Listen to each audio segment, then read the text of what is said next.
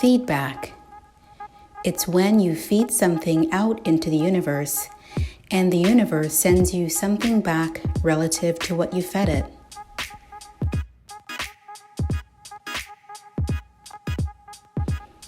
Feedback can also go to others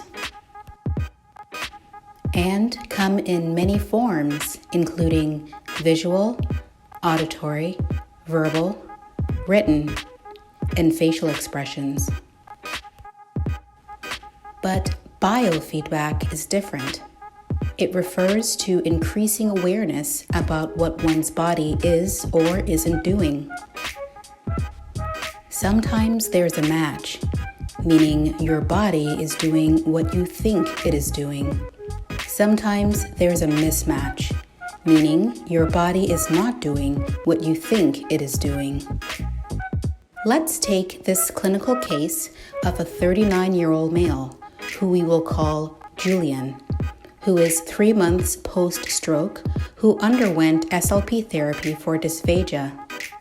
He was on a modified diet restricting thin liquids due to aspiration and coughing. His first swallowing X-ray, also known as MBS or Modified Barium Swallow Study, reported that premature spillage with thin liquids was causing the aspiration and consequent coughing. But there was no indication in the report of whether Julian was aware of his deficits.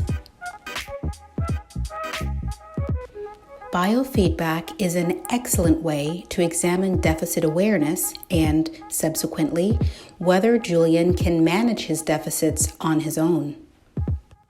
After Julian was discharged from SLP therapy, he enrolled into our clinical research study of swallowing and underwent a second MBS.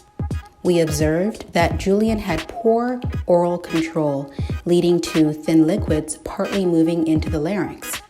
This caused aspiration and penetration, and Julian coughed unreliably in response.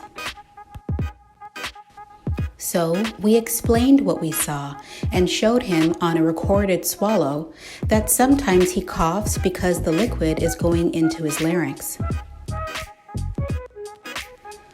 We asked him to try to swallow again while watching the real-time video X-ray. But this time, we said, don't let the black stuff get into your larynx. These were Julian's swallows with biofeedback immediately after our instructions.